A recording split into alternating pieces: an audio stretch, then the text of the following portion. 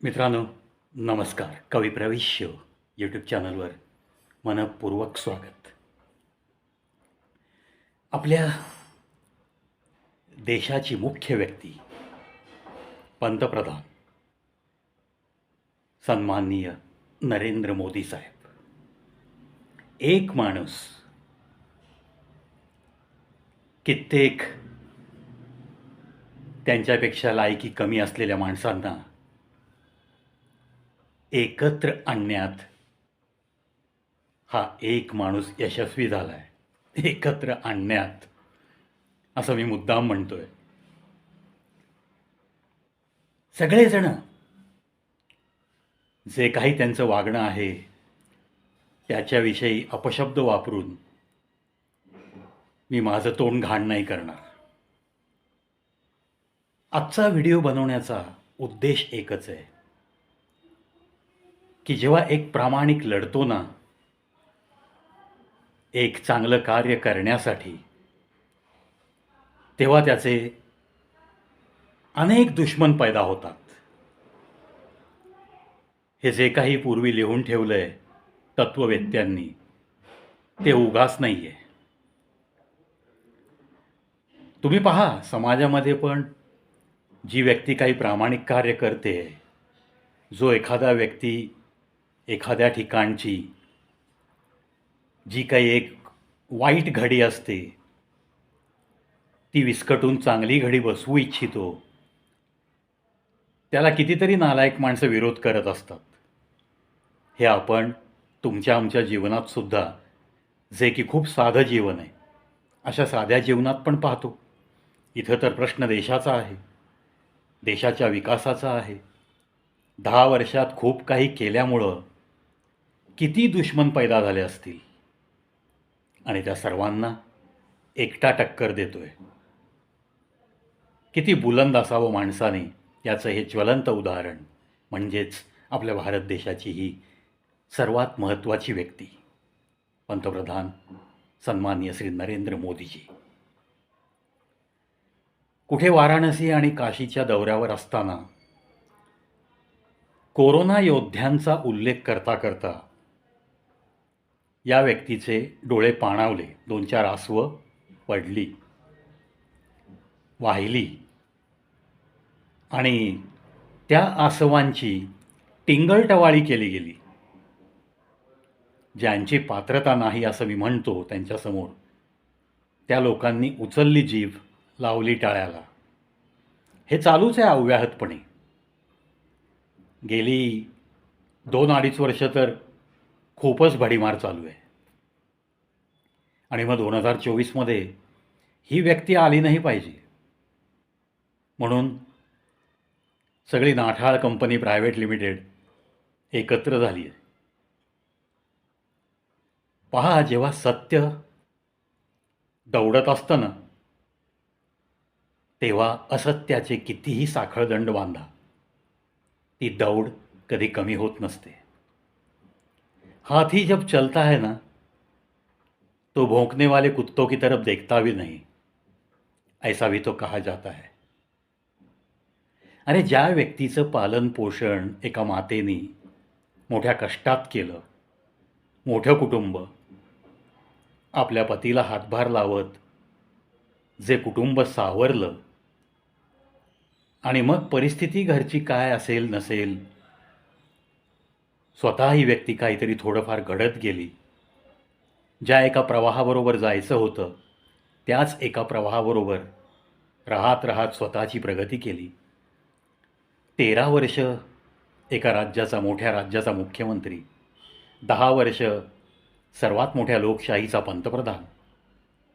ज्याच्या आयुष्यामध्ये त्या देवाने 23 वर्ष अशी दिली आहेत आणि ती त्यांनी सत्कारणी लावली आहेत. कोरोनाचा काळच घ्या ना, ज्या काळामध्ये कोरोना योद्ध्यांसाठी वाराणसी काशीमध्ये ज्यांच्या डोळ्यातनं आसवं वाहिली, त्या आसवांची टिंगलटवाळी करणाऱ्या या गर्दीमध्ये सेंट्रल मिनिस्ट्रीने पाठवलेल्या 30 लाख कोटीच्या पॅकेजमधली या कोरोनामधल्या मृतांच्या टाळूवरचं लोणी खाल्लेले कितीतरी मुख्यमंत्री होते. लाजा वाटल्या पाहिजेत. आपण एका मोठ्या देशाच्या, मोठ्या व्यक्तीच्या डोळ्यातनं वाहणाऱ्या सच्च्या आसवांची टिंगल करतोय. त्यांची आई गेली. अहो, सर्वात मोठं दुःख आहे. जगातलं सर्वात मोठं दुःख आहे मातृशोक. यानंतर तुम्ही आम्ही किती हतबल होतो हे ज्याने त्याने आठवून पाहावं. आज मी माझ्यावरनंच घेतो उदाहरण. पण हा व्यक्ती आईला, तिच्या पार्थिवाला खांदा दिला, अंत्यविधी उरकले आणि या देशासाठी दुसऱ्या दिवसापासून लगेच झोकून देऊन 16-17 तास कामाला लागला. जमणार आहे हे तुम्हाला? त्याच्या आईच्या गरीब राहणीमानाबद्दल सुद्धा तुम्ही टीका-टिप्पणी करता. त्याच्या खाजगी आयुष्याबद्दल सुद्धा टीका-टिप्पणी करता. काही तर असे महाशय आहेत की जे स्वतःला विद्वान समजतात, मोठमोठे भाषणं देतात, ज्यांच्या नावापुढं मोठ्या अदबीनी सर वगैरे बोललं जातं जनतेतनं. ती माणसं भाषणात आपल्या पंतप्रधानांना चोट्टे, चोट्टा असे उद्गार काढतात. एक साध्या मी शेमड्या मुलाला विचारतो 7वी-6वीतल्या की बाबा रे, हा व्यक्ती या पंतप्रधानांबद्दल हे शब्द वापरतोय, हे योग्य आहे का? तर तो शेमडा माणूस त्या भाषण करणाऱ्याला शिवराळ भाषेत शिवी देऊन म्हणतो, त्याला काय कळतंय? ही तुमची गत असताना तुम्ही लहान तोंडी मोठा घास का घेताय? आणि कोमल हृदयी माणूस, ज्याचे डोळे पाणावत असतात, बोलता बोलता सुद्धा डोळे भिजवणारी माणसं असतात, ज्यांच्या पापण्या अगदी साधं साधं बोलताना सुद्धा ओल्या झालेल्या पाहतो आपण, अशी माणसं ही खरोखर कोमल हृदयी असतात. ही जी बडबड करणारी मंडळी आहेत ना, जी आसवांची टिंगल करतात, त्यांनी एकदा कुठल्या तरी अननोन प्लेसमध्ये, जिथं कुत्री जमा होतात ना, तिथे जाऊन दाखवावं. अहो, ती कुत्रीसुद्धा लगेच भुंकायला लागतील. हे जे प्राणी असतात ना, त्यांनासुद्धा प्रेमळ व्यक्ती समजतो. आणि जर प्राण्यांना मग ह्या संवेदना दिल्यात, तर तुम्ही माणसं छाताडात हृदय घेऊन सुद्धा एखाद्या महत्त्वाच्या व्यक्तीच्या आसवांची टिंगल कशी करू शकता? ज्यांनी ज्यांनी टिंगल केली आहे त्यांनाही वृद्ध व्हायचं आहे. त्यांच्याही घरात काही वृद्ध माणसं असतील, त्यांच्या वाहिलेल्या आसवांची ते टिंगल करू शकतील का? हा प्रश्न स्वतःला विचारावा. तुम्ही स्वतःला राजकारणात 40-40 वर्ष मी आहे असं जेव्हा ठणकावून सांगता, तेव्हा तुमचा हा मॅच्युरिटी सेन्स हाच म्हणायचा का? मतभेद नक्की असावेत. विरोध लोकशाही आहे, कुणी कुणालाही करू शकतो. पण किती हीन पातळीला जाऊन आपण एखाद्या चांगल्या व्यक्तीची टिंगल करायची, याच्याही काही सीमा असल्या पाहिजेत का नाही? मित्रांनो, खेद वाटतो मला की इतकं चांगलं कार्य करून सुद्धा एखाद्या व्यक्तीच्या नशिबी इतकी नालायक माणसं अवतीभोवती असणं, हेही नशीब असतं. पण असू द्या, हीच तर खरी ताकद असते त्या व्यक्तीची, पुढे चालत राहण्याची. आणि मग अफाट गर्दी अजून तिला ताकद देत राहते. मुद्दई लाख बुरा चाहे तो क्या होता है, वही मंजूरे खुदा होता है. नक्कीच हे चांगलं कार्य वरून कुणीतरी नक्की पाहत असेल आणि तो नक्कीच त्यांना हात देईल. पंतप्रधान सन्माननीय श्री नरेंद्र मोदीजी, तुम्हाला फक्त चालत राहायचं आहे या राष्ट्रासाठी, या राष्ट्रप्रेमासाठी. झटून तुम्ही जे काम करताय त्याची पावती तुम्हाला नक्कीच मिळणार आहे. ही जी नालायक टाळकी एकत्र येत आहेत, ती तुमचं काहीही बिघडवू शकणार नाहीत, असं मला तरी एक भारतीय नागरिक म्हणून, अर्थात सच्च्या दिलाचा एक नागरिक म्हणून, चांगल्या कार्याचा मनस्वी गौरव करण्याची कुवत असलेला एक नागरिक म्हणून मला तर नक्कीच खात्री वाटते. पुन्हा एकदा मी सर्व जनतेला विनंती करेन की कोमल हृदयी माणसाच्या डोळ्यातनं वाहणाऱ्या आसवांमुळे त्याला तुम्ही इतका कमजोर पण समजू नका. जरी तो कोमल हृदयी असला तरी पाषाण हृदयी कधी आणि कुठं आणि किती बनायचं, हे सुद्धा अशाच व्यक्तींना जास्त चांगलं माहीत असतं. राष्ट्रप्रेमासाठी ज्या माणसाने झोकून देऊन काम करायचं ठरवलं आहे, सारं आयुष्य राष्ट्राला जो अर्पण करतो, तो अशा किरकोळ गोष्टींना भीक घालत नसतो, याची सुद्धा प्रत्येकाने नोंद घ्यावी. नको त्या गोष्टी त्यांनीच केल्या असा भडीमार करत जनतेची दिशाभूल करून स्वतःच्या तुंबड्या भरून परदेशामध्ये स्वतः प्रॉपर्ट्या परचेस करून सांगा ना, त्याच्यासमोर तुमची प्रामाणिकता ठेवा ना एका तराजूत, तोलून बघा एकदा. नका अशा पापण्या मिटून दूध पिऊ. जे काही तुम्ही केलंय ते तुम्ही स्वतःच्या मनाला विचार, आणि जे ही व्यक्ती करतीये या राष्ट्रासाठी, या राष्ट्रातल्या तळागाळातल्या प्रत्येक नागरिकासाठी, तुम्ही नका काहीतरी खोट्या आवई उठवू आणि लोकांची दिशाभूल करून खूप वर्ष माणूस मोठा नाही होऊ शकत. एक ना एक दिवस त्याची माती होतेच.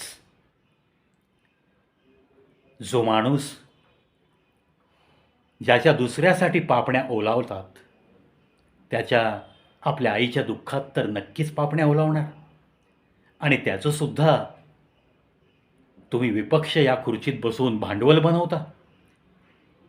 एखाद्याच्या मातृशोकाची सुद्धा तुम्ही टिंगल करायला मागोपुढं बघत नाही. छाताडात तुमच्या हृदय आहे का फक्त शेंदूर लावलेला दगड आहे, हा प्रश्न नक्कीच निर्माण होतो. कृपा करून हीन पातळीला येऊन चांगलं कार्य केलेल्या या व्यक्तीची टिंगलटवाळी कोणीही करू नये. ज्या लोकांच्या आडनावासमोर मोठ्या अदबीने सर लावलं जातं,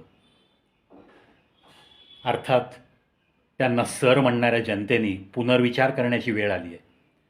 जर पंतप्रधानांच्या विषयी चोट्टा आणि चोट्टे असे उद्गार काढून स्वतःची विद्वत्ता जर हा स्टेजवरून पाजळत असेल, तर तो कोणत्या लायकीचा आहे हे शब्द मी वापरणार नाही. पण त्याची लायकी शून्य आहे इतकं नक्की निक्षून सांगेन मी. मित्रांनो, चांगलं कार्य करायला प्रामाणिकतेने हात स्वच्छ ठेवून, डोकं स्वच्छ ठेवून लढायला खूप जिगरबाज व्यक्तिमत्व लागतं. आणि मोठ्या नशिबाने आपल्याला असं व्यक्तिमत्व लाभलं आहे. आपल्या देशाचा उत्कर्ष होतो आहे. आणि तो जर काही लोकांना पाहवत नसेल, त्या एकाच व्यक्तीला दोष देत जर 40 लोक एकत्र येत असतील, तर विचार करणाऱ्या माणसाने फक्त एकच विचार करायचा आहे. एका व्यक्तीला नामोहरम करण्यासाठी 40 लोक दंड थोपटून एकत्र येतातच कसे? आणि मग एकत्र आलेली ही माणसं कोण कोण आहेत? पहा जरा त्यांचा पूर्वार्ध काय होता, राजकारणात शिरण्यापूर्वी ते काय होते, आणि आत्ता त्यांच्याकडं अब्जावधीची ही जी काही मालमत्ता आहे ती कुठून आली? तुमच्या आमच्या खिशातनंच.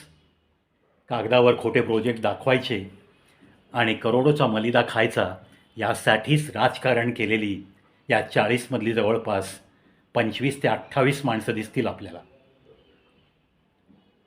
मग ते बरोबर आहेत का आपला एकटा प्रामाणिकपणे स्वच्छ हाताने लढणारा, इतरांसाठी रडणारा माणूस, पण तितकाच खंबीर हृदयी तो माणूस बरोबर आहे?